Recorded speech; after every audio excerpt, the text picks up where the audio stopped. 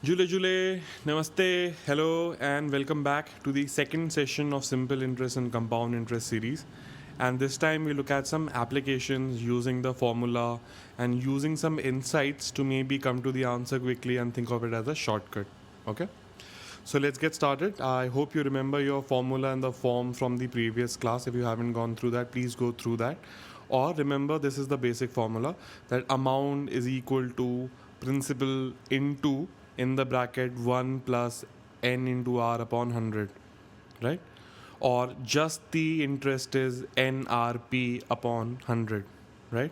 Another insight was that in the case of simple interest, the amount of simple interest generated is identical each year as long as the rate is the same, right? So these are some of the things that we learned in the previous session. We're going to use all of them. We look at a few problems, solve all of them using the formula and possibly using a shortcut. Okay, so let's get started. This is your basic standard problem. Okay, Ramesh invests 45,000 in a bank for 3 years at a rate of 8% per year, and it is given this is a simple interest rate, right? All of these problems are going to be simple interest problems for starters. Now, what will be the amount he'll take home after 3 years? First, try and solve the problem on your own. Use whatever method you're comfortable with, try on your own, and then follow the solution.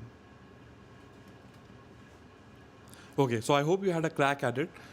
This is how I will look at a problem. First of all, identify what numbers are there and what do they represent. Because yes, I'm going to use the formula, but where do things fit in the formula and what are those things? So 45,000 is obviously the principal. 3 years is the number of time periods or the number of times or the number of cycles. 8% is the rate of interest, right? And the question is about the amount. So I'll just plug in the values, I'll move these values to the formula, and I should be able to work it out, right? 45 into 1 plus 3 into 8 by 100. 3 into 8 by 100 will become 24 by 100. If you add 1 plus 24 by 100, what is the value going to be? I'll leave that up to you. Don't worry, we'll come to these values later. But let's say this is the formula, this is how the values are going to the formula, and the solving is pretty easy afterwards, right? But let's look at what other way we can interpret this, or maybe can we shorten our calculation and not look at the formula maybe. We also remember that the final amount, overall amount, is principal plus interest plus interest plus interest, right? And interest for each year is r percent of p, r percent of p, r percent of p. In our case, it will be 8% of p, 8% of p, and 8% of p. So I see it is going to be overall, because it's 8, 8, 8, 3 times, is going to be 24% of p. So it's going to be p plus 24% of p. It is the same as what is happening in the formula, just the way we look at it, right? So instead of using the formula, if I understand this, I could have straight away multiplied that 3 and the 8, and I would have got 24%. And I know now the problem is about increasing this 45,000 by 24%, right? On a side note, how to calculate this, let's say 24%, a method that we use a lot for doing simple calculation is decimal shifting, right? So the number is, let's say 45, the n is 45. What will be 10% of 45? Is going to be very, very easy.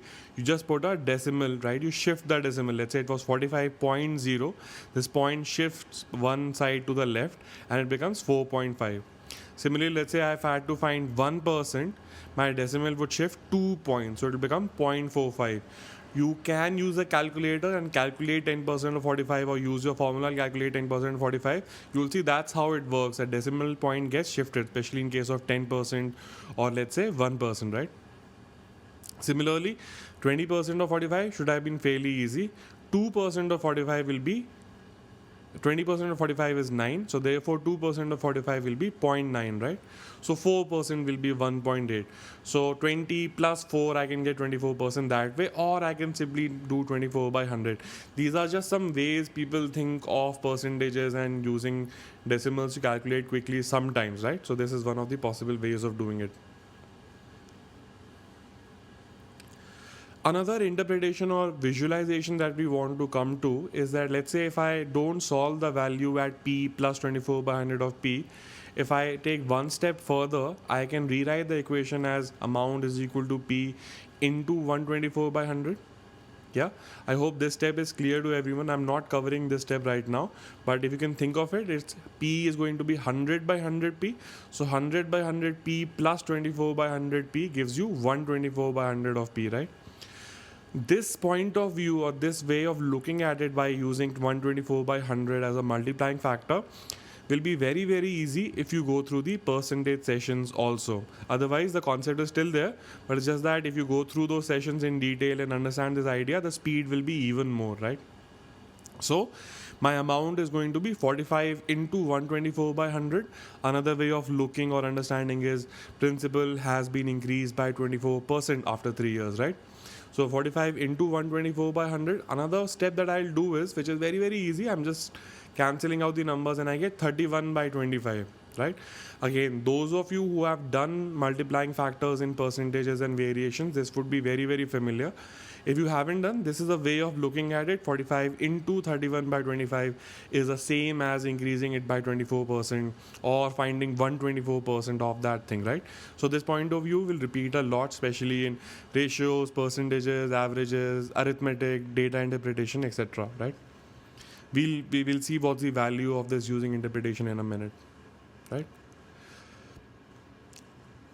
Right, so we use the formula, we looked at what the basic insight could be. Let's change the problem. Now this time Ramesh invests X amount in the bank for 3 years at the rate of 8%, and his final amount is 24,800, right? You have to find the principal amount. Again, the formula is given there. Try it by yourself once, see what interpretations, insights you can use, right? Okay, so hope you had a crack at it. Let's look at the problem. First of all, again, I will try and identify numbers or labels or ideas basically. So invest some amount. The amount is not given. So let me call it P or X or give it some name so that I know where it is, right? The 3 years is the number of time periods, 8% is the rate of interest, and this 24,800 is the amount, is the final amount. This is not the principal.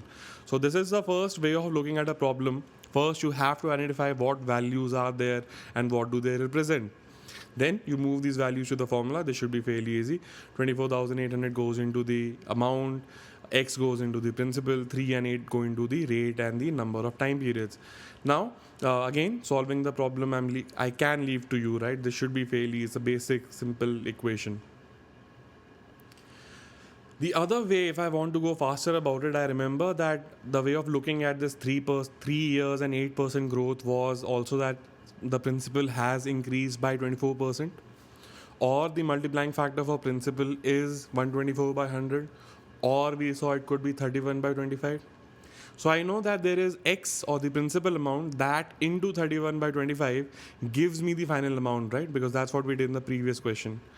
The only difference is in the previous question I had the value of P and I had to find the value of A. Here I have the value of A and I have to find the value of P, right?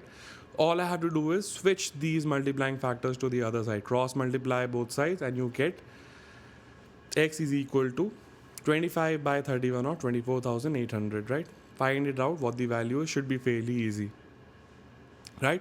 So if you have that multiplying factor point of view, sometimes it's going to be very very easy by just switching the multiplying factor from one side to the other rather than dealing with the whole equation, right?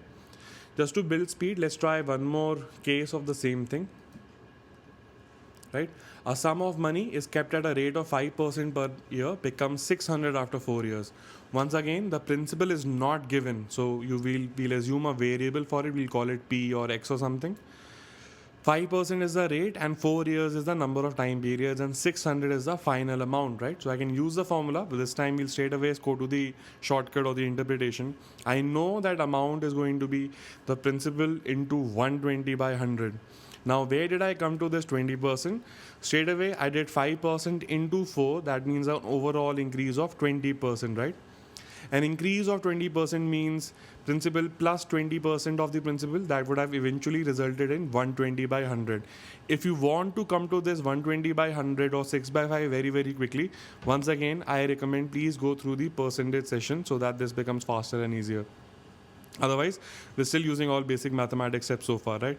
So the principal has to be multiplied by 6 by 5 to get to the amount, but in my case I have the amount, right? And I want to get to the principal, so I'll just flip the multiplying factors, cross multiply to the other side, and I get 5 by 6 of the amount. So I get the value of principal as 500. Just to re-demonstrate the process and see how multiplying factors work, okay? So this was the basic formula, and using maybe a multiplying factor and using flipping it or finding the reciprocal of the multiplying factor to get to the other side, okay? The other insight in the simple interest lessons was that the simple interest is the same for each year, right? So we'll also look at this insight now. This is the question. A sum of 18,000 is kept at SI, becomes 19,800 in 2 years. What is the rate of interest, right? So try the problem on your own. You have the formula and then come to the solution. Right. So you have, first of all, as usual, we identify what the values are. 18,000 is the principal, 19,800 is the amount, 2 years is the number of periods, and R is the rate of interest. It is not given, so we'll give it a label so that we can work with it, right? So I can put it in the formula, and it'll look like 19,800 is equal to 18,000 into 1 plus 2 into R by 100, right? So I can move this 18,000 to the other side, to the left side of the equation, and it'll become 19,800 by 18,000 is equal to 1 plus 2 into R by 100. This 19,800 upon 18,000 can be simplified by or cancelled into 11 by 10. If you keep cancelling out the zeros and factor it out, it reduces to 11 by 10. Or though 11 by 10 also, if you have done percentages, it tells you immediately that there is a 10% growth overall, or just 11 by 10, and this further can be worked out to 1.1, right? So now I move the 1 from the right side of the equation to the left side, and I get 2 into R upon 100 is equal to 1.1 minus 1. 1.1 minus 1 is going to be 0.1. So 2 into R upon 100 is going to be 0.1. So 2 into R is going to be 100 into 0.1, right? Which means 10. So 2 into R is equal to 10. So R will be equal to 5, or 5% is the rate of interest. I'm just solving the equation. I'm sure I don't need to do it and you can do it on your own. I just got carried away and started doing the whole thing. Right, so let's change our interpretation now. Let's look at the sum was 18,000 and after 2 years it became 19,800. So what has happened, right? The sum has from 18,000 gone to become 19,800, right? So there is a growth. Can we find out what is the overall growth rate, or what is the percentage change in going from 18,000 using that as a base to going up to 19,800, right? Easy way of doing that is finding out the multiplying factor, and the form for that seems to be new by old. Just do that. 19,800 by 18,000, we did this earlier also, you get 11 by 10. That means if you take 18,000 and multiply it by 11 by 10, you get to 19,800.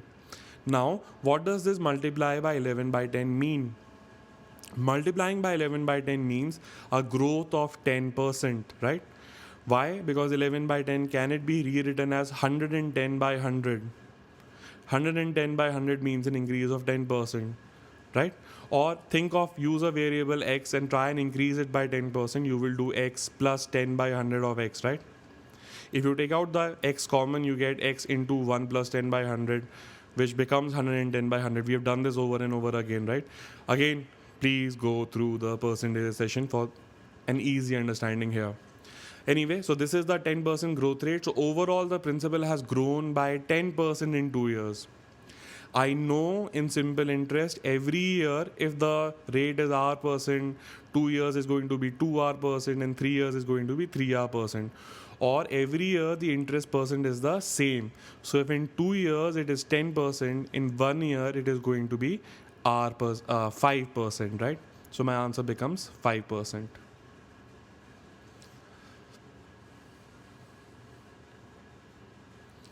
Let's make it even easier, okay? So sum of money 18,000 becomes 19,800 in 2 years.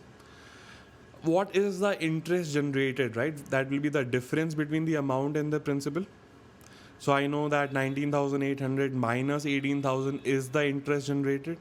And I also know there are 2 years. So there are 2 interests generated over the years. So 2 SI, 2 boxes of interest, right? And I know the overall difference is 1800. So this 1800 difference has come in because of the interest. If there was no interest, the amount will be 18,000 only. So 2 interest is equal to 18,000. So interest per year is going to be 2 interest is equal to 1800. So interest per year is going to be 900, right? So this is the interest amount, but we are interested in the interest rate. How do we find the interest rate? Interest rate is going to be interest amount upon the principal into 100. So 900 by 18,000 into 100 we solve, we get 5% as the answer. Right? So we can use the formula, but sometimes if we understand that amount is principal plus interest, depending on the number of years, such kind of a visualization or understanding can also lead to maybe faster solving the question or a clearer understanding of things, right? Using the same insight, let's try one more question. Look at the question on the screen and try and solve it for yourself first, and then try and look at the various ways of doing it. Okay, see, again, let's find out what is given and how do we work it out. So the sum of money kept at SI, right? So we know it's a case of simple interest. A sum kept, sometimes we tend to run off in the question, we don't read values. So a sum kept, so I know I look at this part and I know the principal is not given, so I call it P or X or whatever, right? At a certain rate amounts to 1560 in 3 years. So I know the amount and I know the number of time periods. But if I read further, it says and 1680. So amounts to 1560 and amounts to 1680. That means there are two amounts, right? So this is, first of all, this question is slightly different from others. There are two amounts given here. That means there are going to be two parallel stories running. That means there are going to be two equations, right? Yeah, one is a story of the having 3 years at a particular rate of interest, and the other is at 5 years with a particular rate of interest. What is common in the two stories? The principal is the common thing in the two stories, as well as the rate of interest, right? Because this says determine the rate of interest, right? So that means I'll have to use the equation twice. Amount is equal, so I'll write it down twice and then I'll plug in the values. Now I get two equations with two variables, equation number 1 and 2. So now it becomes a simultaneous linear equation kind of a problem. The term might sound difficult, but it's a very, very easy way of solving two equations. I'm not again going into solving the equation right now. I hope you can do it on your own, or someday go through the solving simultaneous linear equation session, right? But if you use the insights or shortcuts, we can do it very, very quickly. Just look at the visualization. I know we start with the principal. I will add interest and interest and interest for 3 years, and I'll get to my amount after 3 years. So I take the principal and I have 3 interest periods and I get 1560. And after that, if I go for 2 more periods, I get interest and I get to 1680, which is the second amount, right? Again, this should be fairly clear, fairly easy to spot now, especially if you have it laid down like this visually, that the difference between 1560 and 1680 is 120. And I can also see that the difference between 1560 and 1680 is or are those two interest payments, right? The last two. So I know 2 interest is equal to 120. So 1 interest is going to be equal to 60.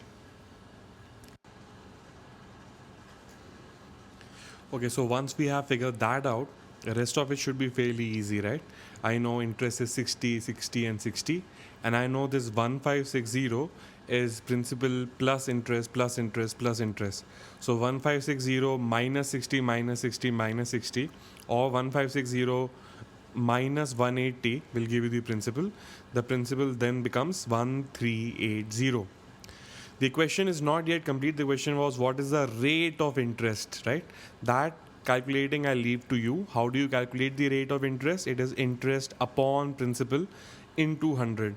So 60 upon 1380 into 100 will be your answer, right?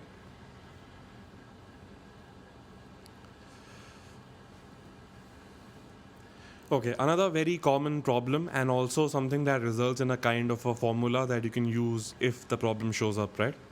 The question is this: a sum of money kept at SI doubles itself every 5 years.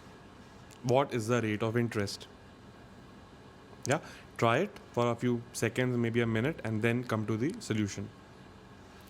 Okay, so first of all, a sum of money. This sum of money is going to be the principal.